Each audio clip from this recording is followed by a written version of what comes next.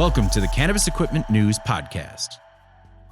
Hi, I'm David Manti, and welcome to a new episode of the Cannabis Equipment News Podcast. With me today is Nate Russell, CEO of The Lab and VP of AE Global Midwest. Thank you very much for joining me today, Nate. Thanks for having me. Before we get started, please make sure to like, share, and subscribe to the podcast. You could also help us out a lot by leaving the podcast a positive review on whatever platform you use. If you want to email the podcast, you can reach me at david@cannabisequipmentnews.com with email the podcast in the subject line. You can also subscribe to our daily newsletter. Make sure you get it delivered to your inbox first. Nate, I always like to start the episode with a little bit of background, and you have a rich history in cannabis. So how did you get your start? I suppose, really, I mean, people ask me like why I moved to California. I moved out there when I was 19. I went to school and studied engineering for a year in Milwaukee. Really didn't like the city. I was focused on playing basketball. Like I had a scholarship there.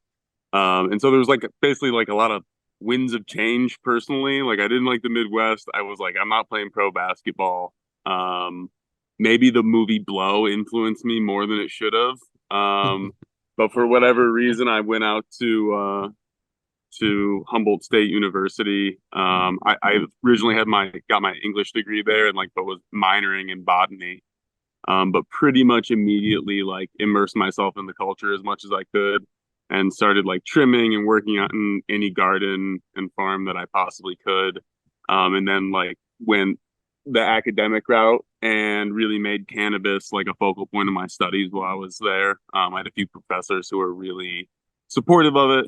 And so like from 19 to like 23, that was basically my full focus was cannabis and like getting my degrees, so a mix of things, of atmosphere in Northern California. It's kind of hard to escape it up there in Eureka, but yeah. Was there a specific turning point where after you moved to Humboldt State University and you started working with cannabis, like, did you start working because of a general interest in it, or was it part of the curriculum? How did you start trimming? Yeah, well, so I grew some plants when I was like 18 in like a house with like 7 roommates in Michigan, my closet. And so I had like the interest there. And then obviously in Milwaukee, there was none of that. We smoked a lot on the team. So I was like, I liked cannabis. But yeah, my neighbor in Humboldt was like a really well-connected guy and just so happened to be like, had a really good crew of guys who were like 5 or 10 years my senior maybe, who kind of took me under their wing and like let me trim and work on their grows and like, got me clones that they could kind of sell into their distribution network there. Cause like that was like early 215 days where we were still like driving stuff down to like San Jose and down to LA sometimes to like move our weight to dispensaries because there were only a few like up in like the Humboldt area. So yeah, I plugged in any way I could. Anyone I met, like I was really just trying to be like, gregarious really and put myself out there to try to work. And then, yeah, like I said, I just pushed the envelope as much as I possibly could with the botany department there in Humboldt, because they didn't really want to do cannabis. It was legal medically, but like you need, federal clearance to really study it. I was doing things that didn't involve me bringing the plant on site.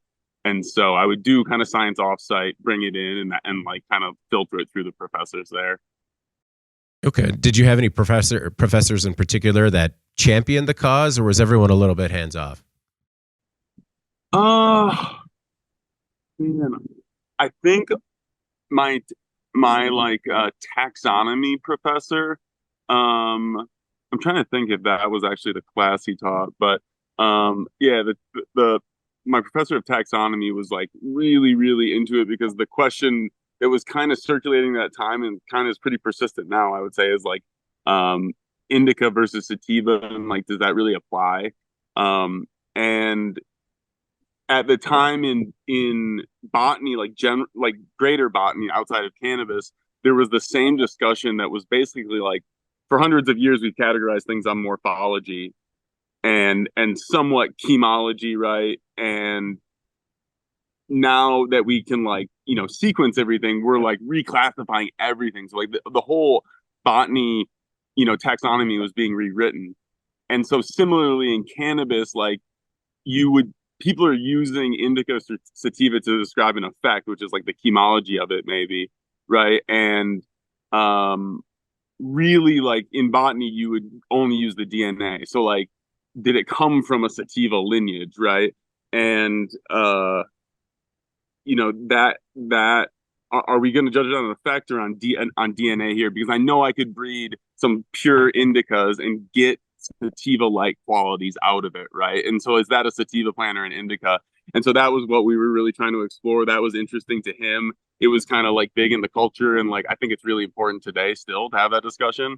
So consumers are aware, but like, yeah, he was really supportive, and that ended up being my like senior thesis when I left school was that question. Okay. So after you left school, where did you go? Well, I hung out in Humboldt as long as I possibly could, which I guess was like a year or two after school. And I worked on some like pretty big outdoor farms and like did some like very early um, butane and CO2 extraction out there. The butane was really scary now looking back at it. And after that, I had like two of the loves of my life were cannabis and music, and I fell in love with the band Fish, who maybe a lot of people know, maybe people don't, but kind of a offshoot of the Grateful Dead touring band, and fell in love with music festivals, and so I like went to a few Fish shows, in those couple of years after school, and like maybe my last couple of years of school, and there's kind of this like hustle mindset of like people who tour with those bands who like sell merch while they're touring to like fund their travel, right, and fund their tickets. And so I kind of like latched onto that, and like there was this wildly enough there was like this business plan writing competition at Humboldt State, and I wrote a business plan that was like, I'm going to go to music festivals and sell merchandise, and like here's a business plan, and I won the thing. And so I got like a $25,000 grant to start this business. And so I did, and like I started that business, and really like that grant and like the freedom of having some money from like the cannabis business that I had done there in Humboldt, I kind of went all in on that. And so that was really my business from like 2013 to 2018. I was like pretty much we like started to grow in Michigan, and we actually got robbed. And so that kind of like I like went full in on the festival business. I was like, dude, cannabis just still isn't legal in Michigan. It's still in this gray area. And so we became like the kings of like lapel pins, like small metal lapel pins. They were really big on like Dead Tour and Fish Tour, and became really big in like EDM. And we had like all the licensing to do like official pins. And then we started a second business. Actually, we acquired a second business that was like sunglasses and like trippy glasses that you'd like wear and would give you trippy effects. And so we ran that business for, yeah, like I said, 4 or 5 years, kind of until I was too old for it. It also got like the money just wasn't as good. It was kind of expensive, but really like, you know, it's a I was at that point, I was like approaching 30. It was just like, man, I can't be at these music festivals anymore. I wanted to start something new. And then we morphed the business into more corporate sourcing of that same metal good though. So we had a big piece of like the lacrosse and hockey metal market and marathon medals, and we did like bag tags for marathon. We did like Hello Kitty merch, Disney merch. We did pins for Kim Kardashian. Cool. So we did a lot of like really cool, like bigger projects, and that business actually got really strong. And I spent a lot of time, like I had a room in our factory in China. Like I was there constantly. So that was like my first taste of like running a factory and understanding somewhat of that manufacturing supply chain and that piece. Even though we were mostly just importing, I was pretty involved on that side. And so COVID killed that business, right? And luckily, right at that moment, maybe like a year before COVID hit, I was like, we're selling collectibles. Like we were selling collectibles. That was our business. And so there were runs of like 500, maybe a big run was like 10,000 if it was like Marvel or Kim Kardashian. Some of these corporate things were bigger, but even those, that's a small amount really for manufacturing, right? 10,000 of a highly custom item with a mold, like a custom mold. And so that's like the smallest run you make of things with a custom mold normally in manufacturing. Like you got to hit that 10K mark to like kind of pay off the mold. And so I was like, I want to do disposables. I want to do stuff that's disposable. And so we got really in. I was like, cannabis packaging is it. I had a good network there. I was like, let's go, let's do this. And so I moved to LA and we went all in on cannabis packaging. And then COVID hit and kind of like the business we did like 3.5 million in, we did 36,000 in the following year in the metals business. So it just completely died. Luckily, we had this like cannabis business was starting up and we had enough connections to do PPE, and we like sold a few $1 million of PPE, like kept all of our employees on payroll, didn't lose anyone. Actually, we handed one person off to the factory in China who had like a couple big accounts, who just like held them himself. But yeah, it was a crazy time period, but it kind of worked out really well where the festival business was kind of sunsetting. We got the chops we needed to kind of figure out the import export with a business that was like really fun and like we could make great margins on. We were buying pins for like 80 cents and selling them for $20. So there's a lot of room for error there as you're a young entrepreneur, right? Yeah. And then kind of learn that import export business. And then it was just a year after COVID, or really like in the midst of COVID, that we bought the processing facility in Michigan.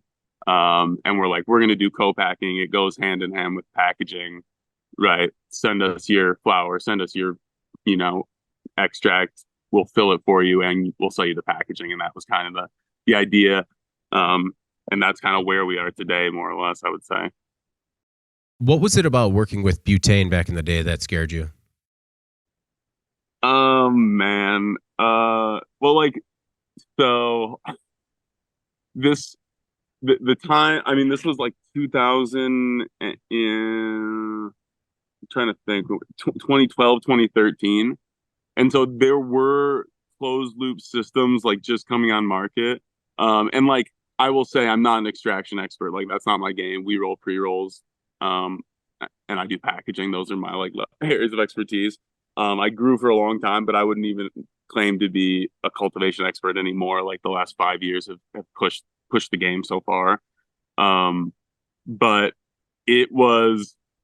we were on a mountain with no power, right? And so we had a generator, but like you don't run a generator near open butane, right? And like so which maybe there's just no way to power like heating pads, right? Like they're like 1,500, 2,000 watts each. Just no way to do that. So we would like 100 yards away, maybe 50, would boil with open flame these big like chili pots of water, and then set like a Pyrex that had like butane that had been blasted through a steel tube, into a Pyrex, just open blasting out on the side of a mountain, right, with open air kind of moving the butane away. And then we'd set those Pyrex into this hot water, right? And like kind of mix it up, and that would like bubble all the butane out, and then that would go into like a vacuum oven. And so it's like this incredibly rudimentary way. And like we would like leave our stuff out in the sun to like dry it even more. And like we didn't even know what we were doing, that we were like we just hadn't, we liked how it smoked way better. And it was like, it really was removing the butane, I imagine at that point. But yeah, just open flame, open butane. It's 110 degrees and dry as like dry can be up on the mountaintop. And so like there's forest fires everywhere. A spark can start a fire. Just the worst conditions you can ever be in. And like if you got caught on a grow, probably not going to jail.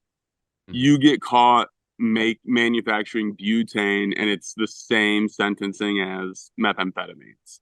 Oh wow. And then also if you actually do start a fire and damage the environment, it's like you're millions of dollars in the hole. Like every tree is 100K. Like there was serious repercussions. It was really stupid, honestly, looking back at it. Well, so I find it also fascinating that after you started the grow in Michigan, you guys were robbed. What happened there? So it was actually at the point of sale. Oh, okay. So the whole, which is even more devastating almost. But I wasn't there. I just like I'm the farmer guy, so I just like didn't do that part of the business. And so yeah, there was a point where like a big portion of the product was being moved. Because you could only move so much to dispensaries. Like it just the infrastructure just wasn't built out back then. And so there was this like gray caregiver market in Michigan. And so at the point of sale, yeah, like guns came out and it's a choice of like walking out or like, being some kind of crazy psycho hero. And so my partners took that second route, which is smart of them. And we, still friends today. And it's like you chalk it up to the game kind of. And, but yeah, just, we thought we were recommended to them by someone we trusted too. So it was just a bad situation, but that stuff happens when you're not in the regulated market we are now, I suppose. So with those kinds of experiences in your back pocket, did your like love for the cannabis industry ever waver?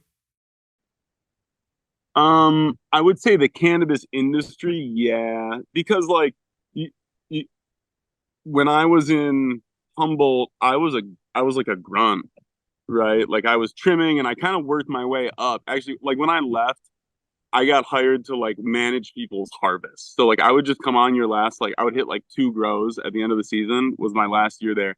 And I would just like get the crop the last month where it's really crucial to like treat the plants really nicely, get them down, harvested and manage the harvest team.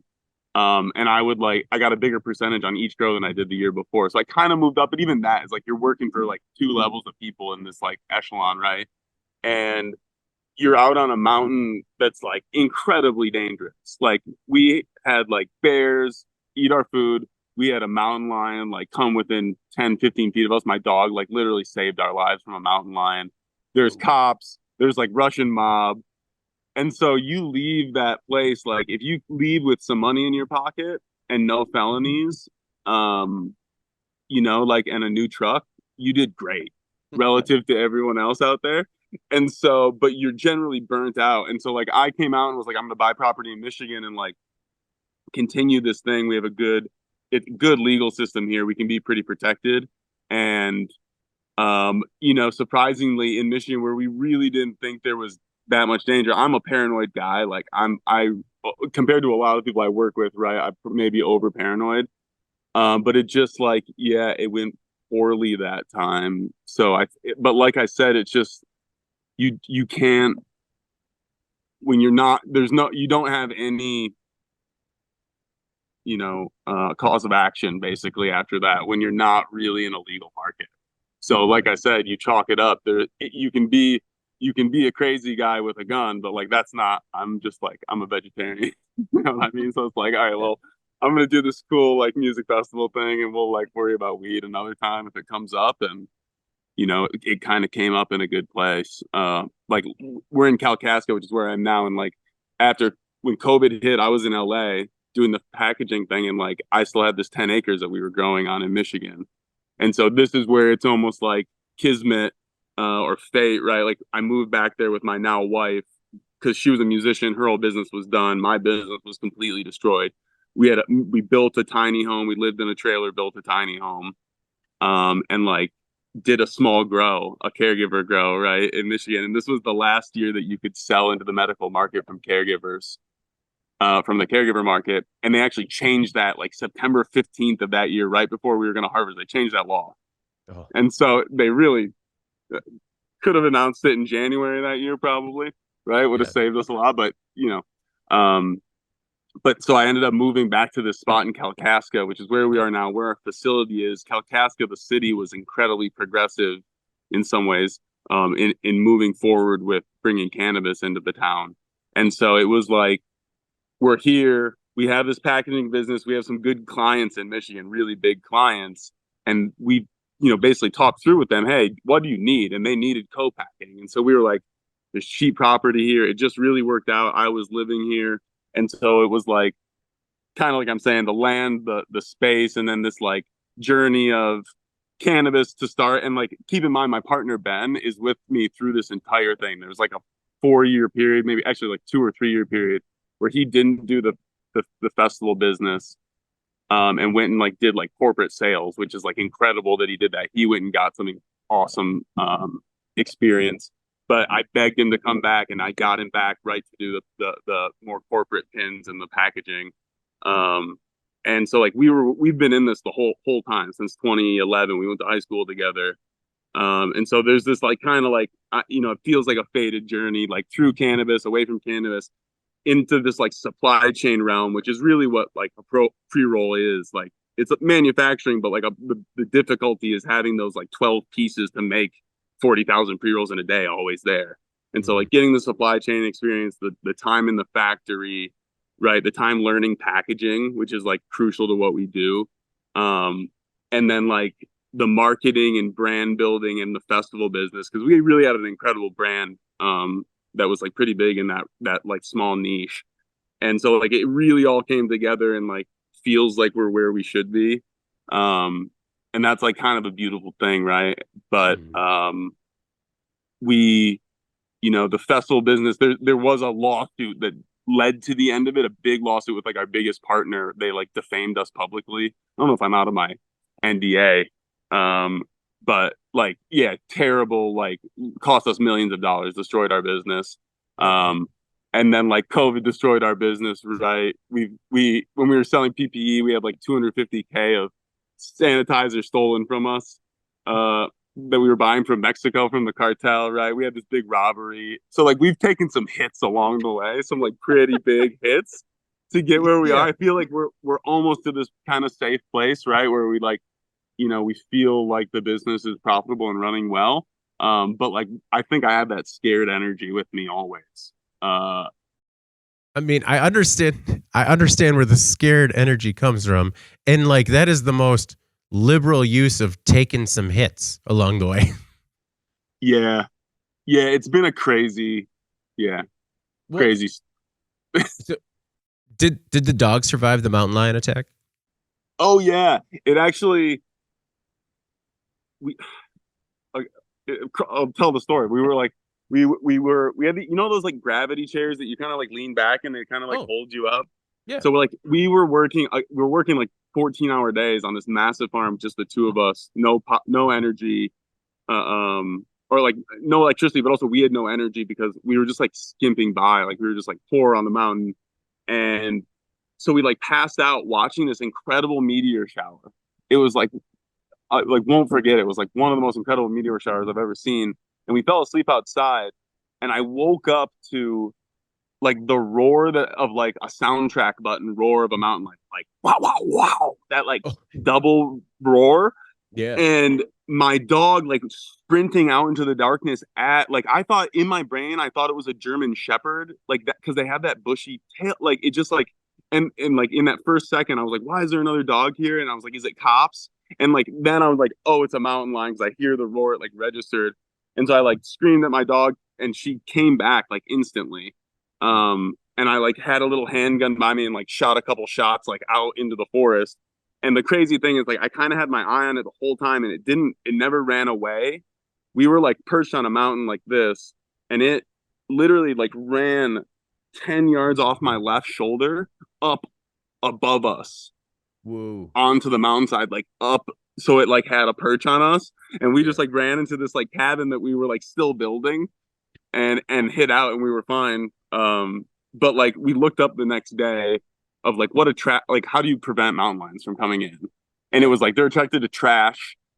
They're attracted to like when you clear brush and like make piles of it. They hunt mice, so they like love brush piles. And we had like cleared this whole area. We had trash, but because we only left every 3 weeks, right? And they like will hunt dogs. And so we had a dog. And so it was like everything you could do to possibly attract them, we were doing that. So but yeah, dog was great. She's still here. She's like 15 years old now. Wow. She's been with me through that whole trip too. So what is the lab? So the lab is Basically a co-packing business that's focused on pre-rolls only. I won't say that in the future we wouldn't do other projects. We actually started doing everything to kind of figure out where the market needed us. And so we were filling vapes and filling bags and filling extracts, and literally doing any kind of project that people wanted. And from the very first day that we opened, we actually were called the Rosin Lab to start because we thought rosin was just taking off. We thought people would need that co-packing business. We had expertise there. And it's what I smoke. We wanted this to be authentic and like be behind it. That was like important to us in whatever endeavor. And it just became so evident how difficult that supply chain was and how small of a market it is. And from the day we opened, we had co-packing business doing pre-rolls. Like not never, I think, it's a really tough thing in manufacturing to like when you have a staff and equipment to bring in enough work that you always have people working, but not so much that you're missing turn times, right? Or lead times for your clients, right? And we turn everything in a week. Basically, if you tell us something's going to arrive next Monday from today, we'll have it ready the Monday after that. Like we do, 7 to 10 days. And depending if you're doing infused or non-infused, right? But we work on really tight lead time because we knew that was a core concept. And so like, but through the first like 3 years of the business, I think we missed 3 or 4 days where we were like, I couldn't bring our staff in because there was just nothing there. Right. And it was such a difficult thing to balance that. But like, I'm really proud of that number. But I'll say it was because of pre rolls, like because there was a constant need for co-packing in the pre roll business. It's just such a difficult thing to do well. And then because it's, a lot of single units, they get single labeled. And then there's the metric tagging where every 100 or every 50 needs to be tagged differently. It's a really brutal thing. It's difficult to manufacture. And like, so that need was always there. So presently, all we do is pre-rolls. We produce, somewhere around 200,000 a week. And I'm hoping we're at like 250 to 300,000 by the end of the year, something like that. So the lab is the pre-roll side of the business, and is AE Global, that's the packaging side? Correct. Yeah. And so AE Global, last October, we actually went through a merger. We had a separate packaging entity called Custom Pack Co. That my partner Ben really is like runs, and so he's the president of that division. I'm the VP, and we have another partner, Jess, who again has been with us since like 2012 and on the festival tour with us, and so like we have a pretty deep squad here. But those two really run the packaging side. Ben is instrumental in processing as well, but he really oversees that business, and so that partnership, like we had a couple really big clients when we were Custom Paco. We were serving Loom here in Michigan, and did some really cool things with them, did some really awesome sustainability stuff that had nice chunk of their portfolio and a few other big companies, right? But the lab was taking off, like really taking off, and we were also servicing like our same packaging clients in the lab, and it was almost like you get in a tough position where like if you mess up one thing, it can affect the other business. And so like a separation of the two was good, but the main reason we did it is like AE Global just, and I kind of speak of them in the, like as a separate entity now, just because that's how our thinking at the time was. Like they had, literally the best 3D printer in the world. There's like 3 of them. We have like the best operator and designers that I've ever met, right? Structural engineers. We have like a prototype dispensary in our warehouse that we can stage things and like see how they work in terms of point of sale displays, own our own mylar factory, own our own bag factory, right? Like have capabilities that we actually needed to, like when we started with Loom, they had 3 stores and now they have 40. And so like we could serve them when they were 3 to 20, and like as it went to 40, we were like, man, if we really, the stuff that we can come up with to actually serve them properly, we need to kind of partner with someone good. And so like luckily we had met these guys, AE Global, who have all these capabilities, put together a really good deal for us, and really see the marriage of the lab and the packaging business as like that's our business. Like we sell packaging directly, and we'll do packaging the normal way where that's all you buy from us. But our kind of model of like, look, we're going to pop up this co-packing business every pre-roll we roll, whether it's our own brand Road Trip or a co-packing clients, generally they're buying the packaging from A Global. And so there's this really nice symbiotic relationship, especially as we look to like license our brand out and do like kind of a franchise business for Road Trip out into other states. A Global is supportive of that too. So we get like this really, really strong supply chain, really, really incredible like design, marketing, that sort of stuff. And like mentorship from like guys who've like really built some big businesses and are like tied into like finance that's kind of above our pay grade, right? And like we're still learning. So like tons of benefit. Everything has been positive. I can't really think of one negative since that merger. It's just made us stronger all around, and it's made our clients like the products they're getting, the things we're delivering on the packaging side are like so cool now. Like they're really, really cool, top notch. So two separate entities, but like there's a really strong symbiosis there for sure. How would you describe the current state of pre-rolls? Man, I would say so. I can't think of anything with a higher potential for like market share growth or market share capture from this point on. Like pre-rolls, I don't know the exact numbers, but they've been, I think, the fastest growing category in the last couple of years in most markets and like especially maturing markets, right alongside vape. And that convenience, like people don't want to admit it, and people wouldn't like. We sell 50 packs. That's our number one seller. Is 50 packs of 1 gram pre-rolls, and we were watching not only replace other pre-roll brands because of our quality and our product, but we're replacing people who used to buy ounces. So people used to come and buy 2 ounces. Now they're buying a 50 pack of pre-rolls for a similar price. And I think that trend of like one normalization, the fact that you can smoke in public. I mean, like you can't, right? But you can, right? Like that there's so much more freedom to consume. You don't need this elaborate bong, right? Like it almost there's I haven't actually thought of that until right now, but like the cool piece and all that stuff and your like little setup at home, it's like it was because you had to smoke at home. You had to. That was like the only place it was safe to smoke. And like I have some friends who had a little setup in their car who are crazy, but like, now it's like, man, I keep my jar of pre-rolls in my car, and like I have them when I go to a show. I have them, when I'm playing golf and that sort of thing, and like it's legal for me to do so. And so I think there's like a play there of like people just want convenience, and as the novelty of legal cannabis wears off and the brands that are the strongest and deliver consistent value prove themselves, people will gravitate towards those things, right? And like that's kind of proven in any consumer good. And so I think pre-rolls and vape really exemplify that when you look at cannabis. And then there's just that, like I think people will always want to buy flower because you it's kind of like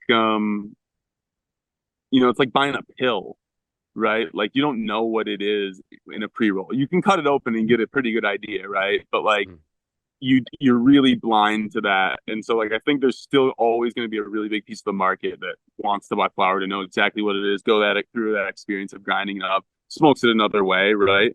But I think there's a lot of opportunity in pre-roll, but I think alongside vape, it's also the most difficult thing to manufacture well.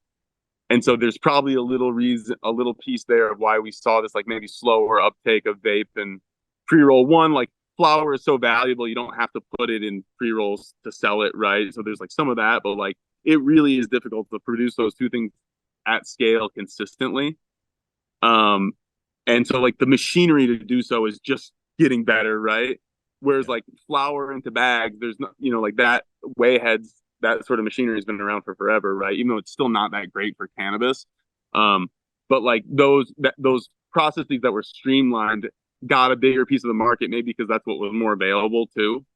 And so now as people are like really developing mastery of these things that are more difficult, that not only like are difficult to manufacture, but the supply chain of a pre-roll, like I said, is like it's a paper, it's a tube, it's a label, It's the carton it goes in, it's the tape, it's the metric tag, it's the envelope, right? It's 2 exterior tags and 1 interior tag. It's the labor to get it done. It's the cannabis itself, right? And it's the COAs that you need from the testing lab to do it. And so, like, managing to do that with absolute speed, and the same way with a vape, you just like take out cone and put in vape, right? And like add a process before that where you actually have to produce, distilled or whatever you're making in the vape, right? An extract. Those two things are super difficult. So I think there's a piece there too where like the market share that's available is also a kind of a vector of the fact that we haven't serviced the market as much as they would like yet because they're difficult to make. And like we still at the lab are not meeting our demand. Like we're still still behind, our capacity is not what our demand is. And so I think that's probably true in other markets as well.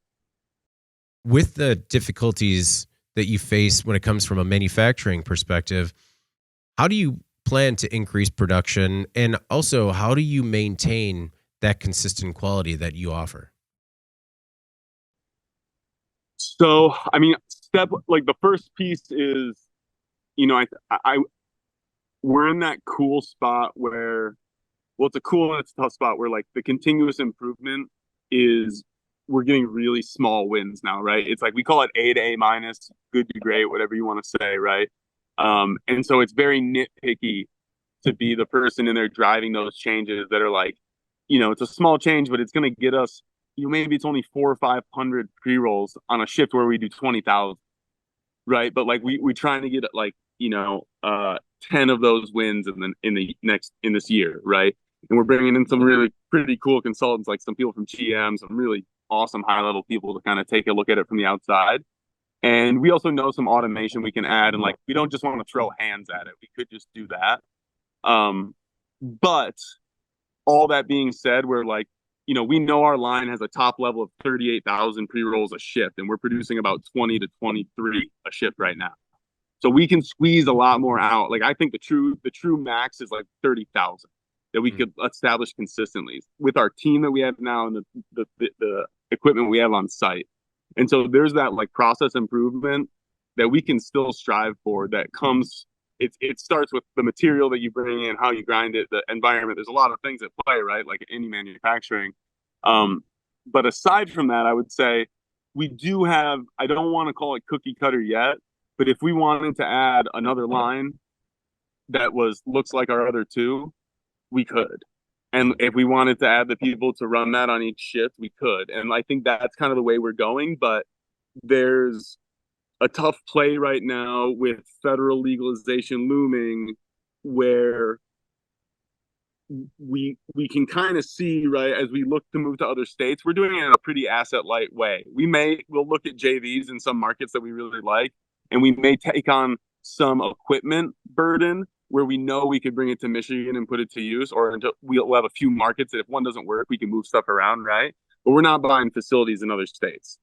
And that's because at some point, we're going to be able to have a facility here that we can ship at least to the whole Midwest, right? And so we don't necessarily want to go this cookie cutter route where we grab another one of the same machine that'll give us 10,000 units a shift.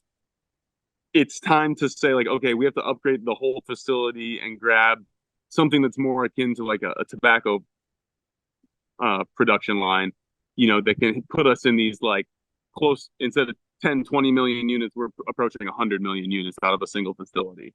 And so we're a little kind of wait and see and more focused on the small continuous improvement things. And maybe we know we could even just we're currently understaffed, but we want to focus on process, not just like fix it with humans. Mm-hmm. And so, and we'll automate. We still do some things by hands that we can automate. So I think there's small improvements there. And then it's a choice of like, do we put that money down into something that, I don't want to call it a Band-Aid, but you could pay 4 times as much money and produce 10 times as much with less humans. Mm-hmm. And so you have to feel comfortable that $600,000 investment or whatever it is, that you have the market to support it. And for me, that's when I can ship to Ohio. Talk about like shifting to Ohio. Where do you stand when it comes to pre-roll innovation? And, Is your process fully automated? What is some of the equipment that you couldn't live without? Do you say what's the equipment we couldn't live without? Yeah, the equipment you couldn't live without. And, would you say there's innovation in the pre-roll industry? Certainly. I mean, like it's kind of the cutting. It's still cutting edge. There's still new machinery coming out. There's still improvements to existing machinery. Uh, I think we're a long way away from a machine that rolls the perfect pre-roll every time. And the big reason why is because all cannabis is different. Like when we were producing metals, every lot of zinc that we brought in was, it's not the same, but it's 0.999 pure zinc, and brass the same way, right? And it's performs the same. Once in a while, there was some variation. We would get a bad lot, right? And that was more in like the sheet brass, but like cannabis is like you're recalibrating every 4,000 grams on average.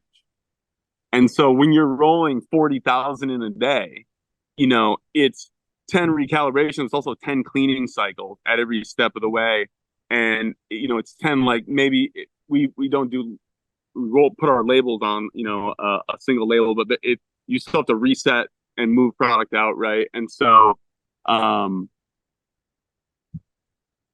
there's going to be a time when it scales up and people are going to mix batches and run these really large machinery that are more akin to tobacco, but there's still going to be a ton of innovation that has to take place to figure out how to get you either are going to have to mix a bunch of stuff together and do the max lot, which in Michigan is only 50 pounds, which is small for a tobacco run, like very small. So you're going to have to mix like maybe a 500-pound batch homogeneous somehow.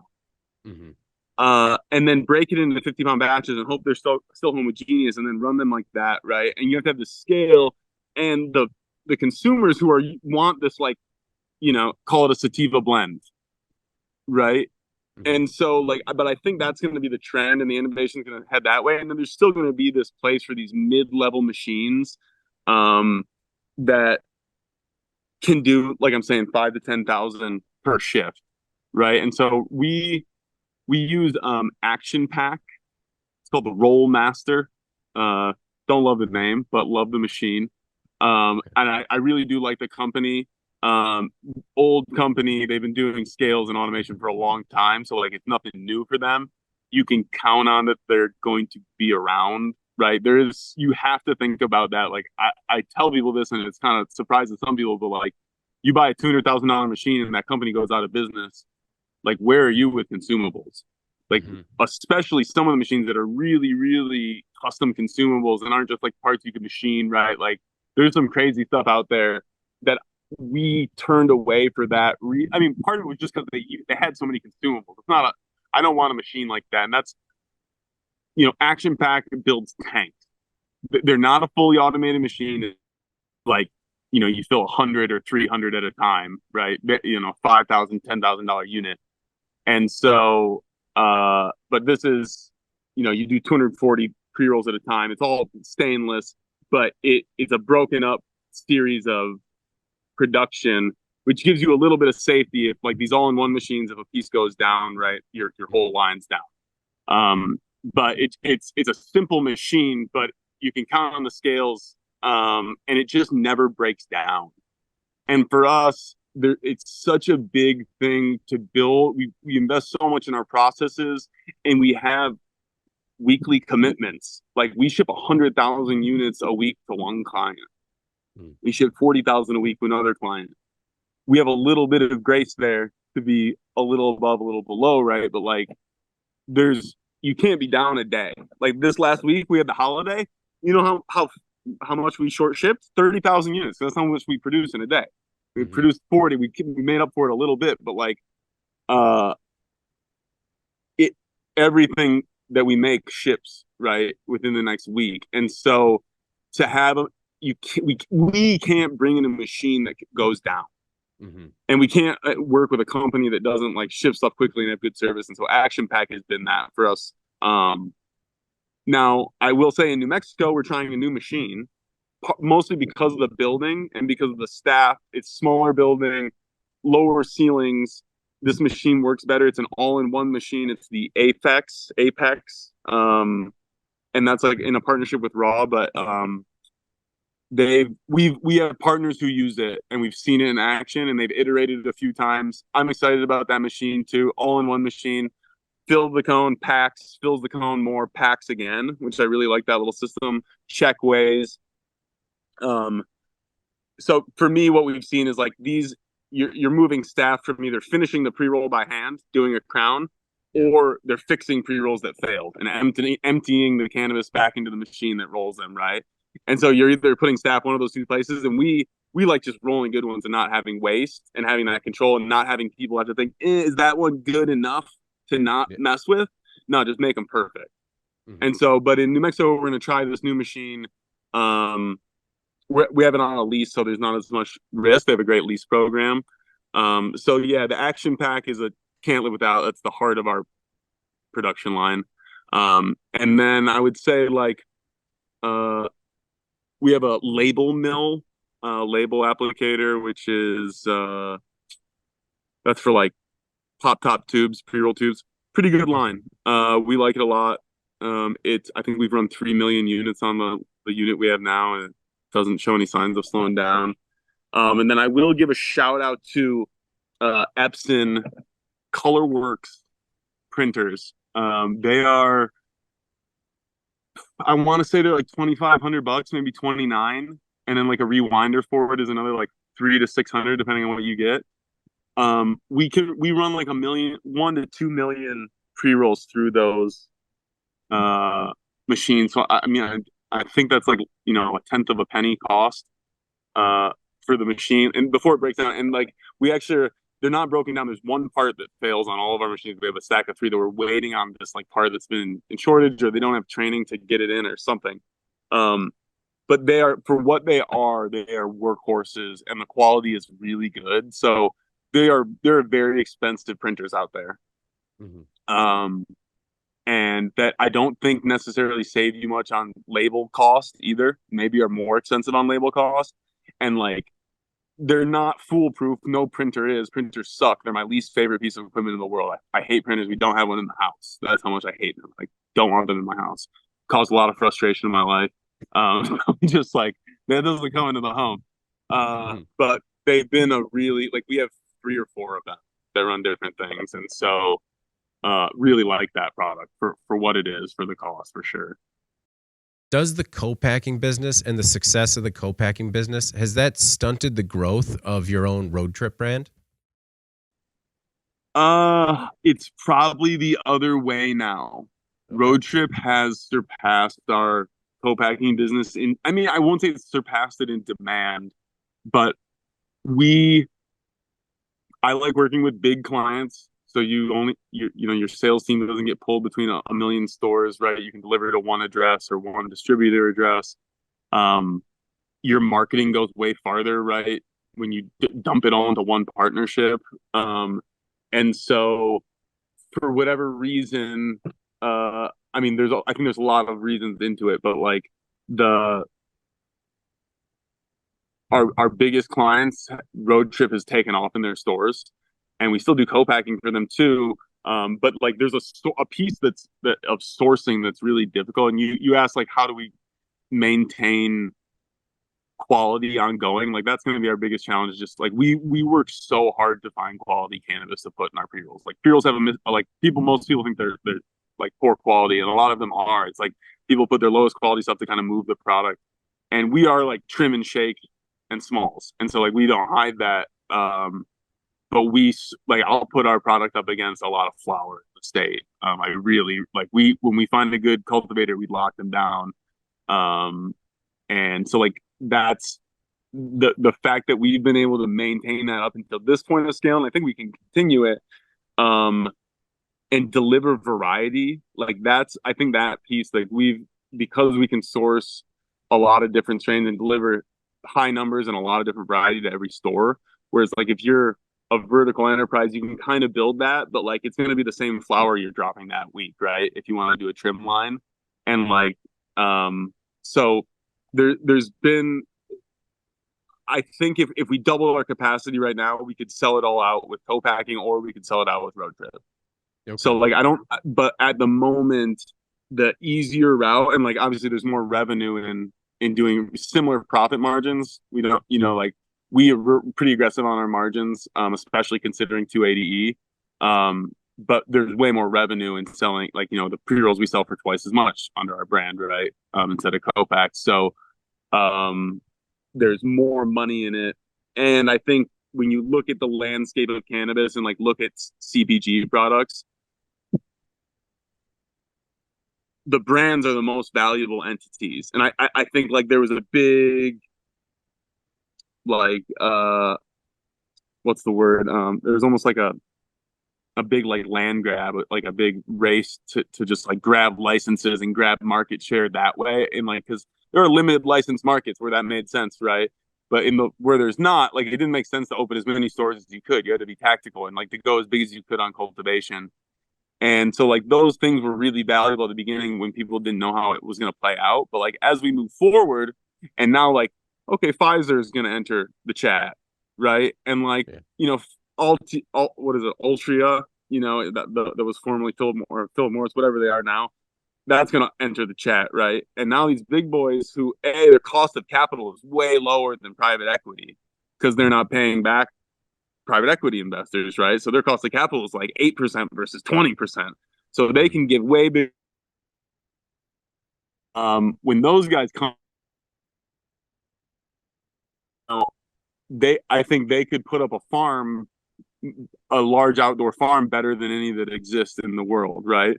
And I think they'll plug into existing retail because they don't do retail.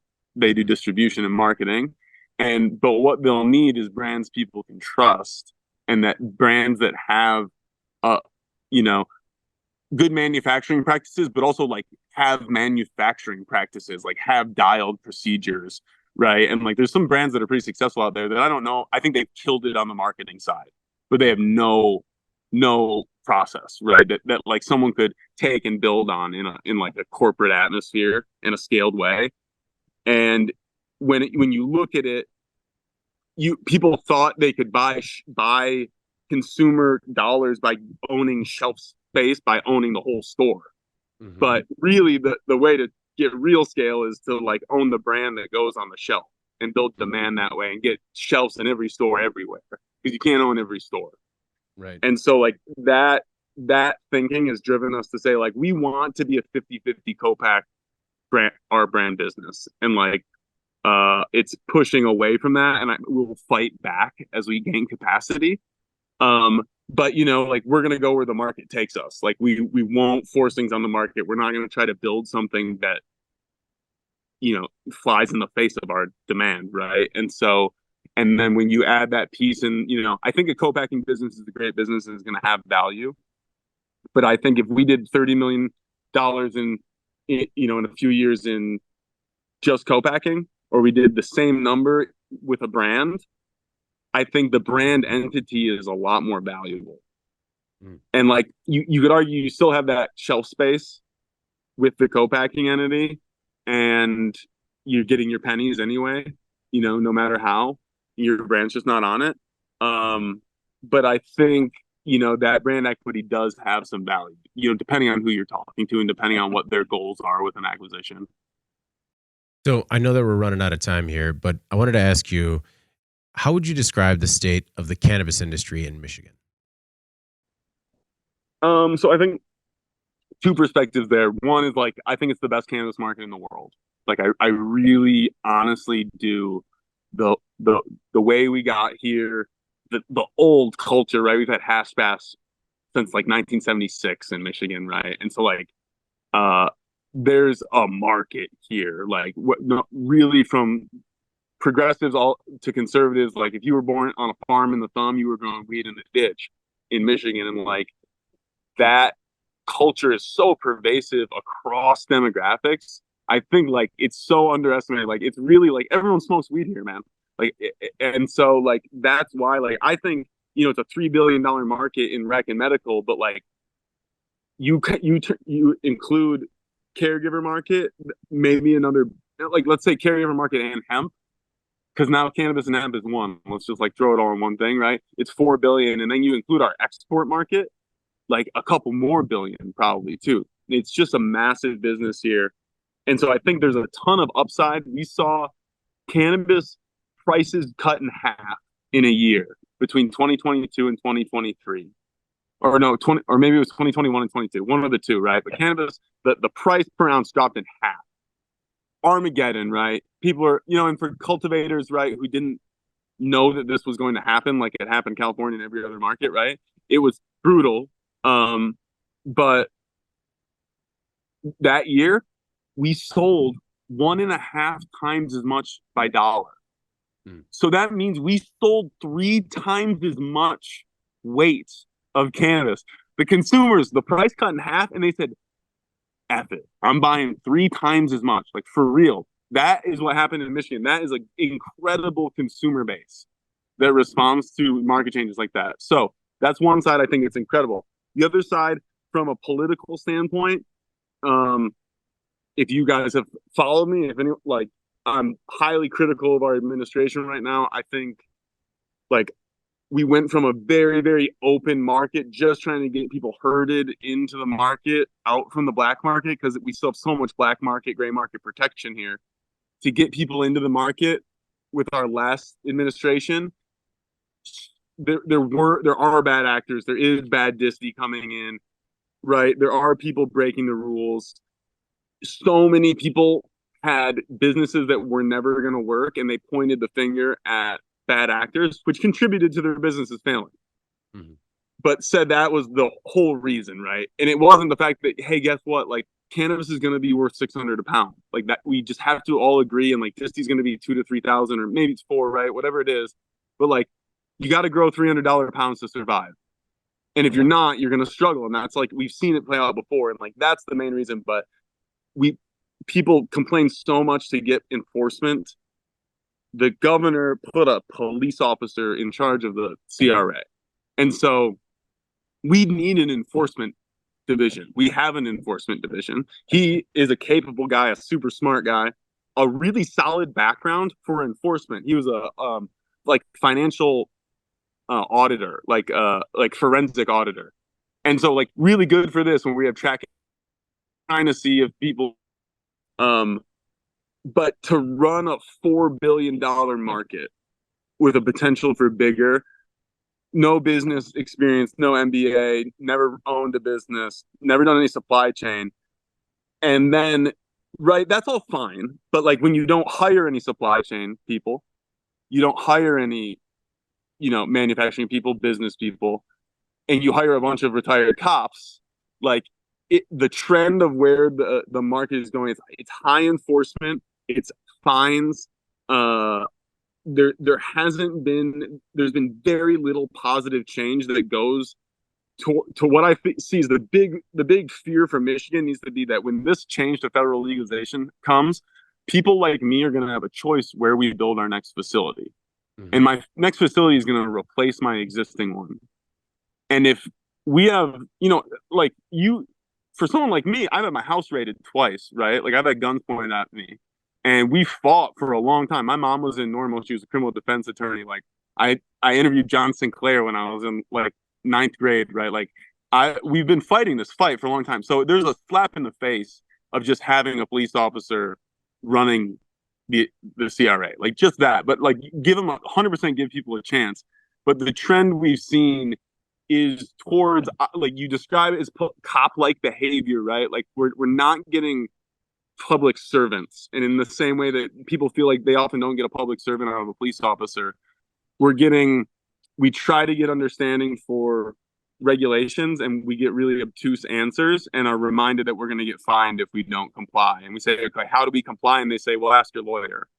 And well, our lawyer has to ask you too, because you're not getting, and so there's a push and pull that I think I don't want it. I don't think it's going to come to a head, but again, the big worry here is, like, federal legalization is coming, interstate commerce. When that happens, I'm going to build a massive facility. And a lot of my friends are too. And Minnesota looks really nice right now. New Mexico looks really nice. They're banning, they just banned research of converted hemp oil in Michigan. So, like, I'm fine with banning converted hemp oil and moratorium until and there's a pretty good evidence that, like, some of the methods used are not safe. But are there other methods that could be safe? Right. Like hemp, I think, is an industry we need to promote, and we're banning research. Like we might as well ban learning. Like that again, it's cop behavior, and so like that's the trend I'm worried about. You can't be banning research into things, right? Like that's a scary trend, and so I think there's this juxtaposition of this incredible market that in some ways, I don't think the market itself is in peril. There's always going to be a big consumption in Michigan, but are the tax dollars and the jobs going to stay in Michigan when federal legalization comes? Or are these big brands like Jeter, right, has a huge foothold in Michigan, massive foothold. Cookies has a big foothold. Are they going to work with co-packers in Michigan where the regulatory burden is 10 times as high and there's really strict oversight and they're fining people for things that they're not explaining, right? Or are they just going to be like, no, we're going to produce in Minnesota and ship it there, right? And so I think that's like the next phase that we're going to need to face here in Michigan, is how do we kind of rectify this trend and kind of, what's that balance in all things, right? Like we have an environmental protection agency for a reason, right? And like, we need that same balance of pro-business, protect the consumer, right? And we need to find a better line, I think, than what we are right now.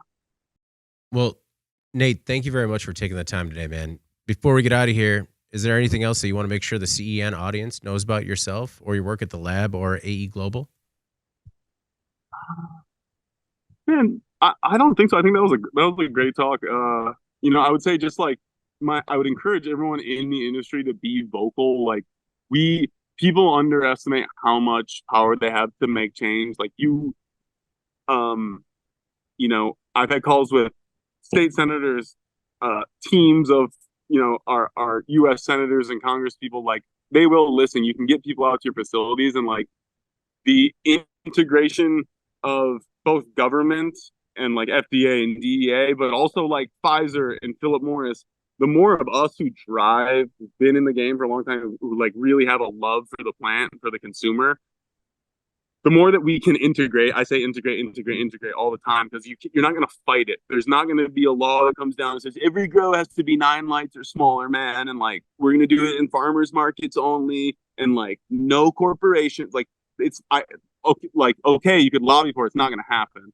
We need to integrate, and like how we do that and how forcefully we exert our will on the market as legacy operators, or however you want to say it. I think people with good intentions is probably the best way to say it. There's people coming into the market that are new that have good intentions, but there's a sense of like, right, they just said the farm bill is going to get amended and hemp's going to take a huge hit, right? And rescheduling is happening, and there's a lot of fear and doom and gloom in the market.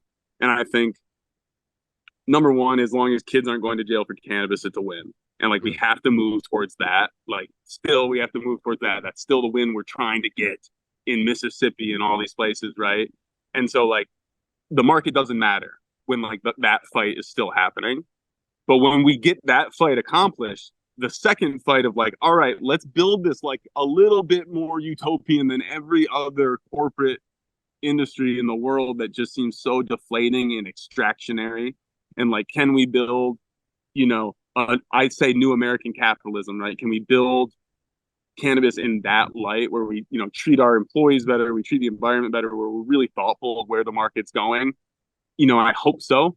But right, like, who's coming into the market, right? It's big finance, it's Pfizer, and it's Philip Morris. And so like, we have to integrate into that reality, I think. And that's kind of where we're headed. So like, be vocal, be super active, and like, don't give up now. We're really close to more good things. Well, Nate, thank you again for the time, man. I hope we get a chance to do it again soon. I appreciate it, David. Thank you for the time. And hope you have a good week out there, man. You too. Before we get out of here, please make sure to like, share, and subscribe to the podcast. You could also help us out a lot by leaving the podcast a positive review on whatever platform you use. If you want to email the podcast, you can reach me at david@cannabisequipmentnews.com with email the podcast in the subject line. You can also subscribe to our daily newsletter. Make sure you get it delivered to your inbox first. For Nate Russell, CEO of The Lab and VP of AE Global Midwest, I'm David Manti. This is the Cannabis Equipment News Podcast. We'll see you next week.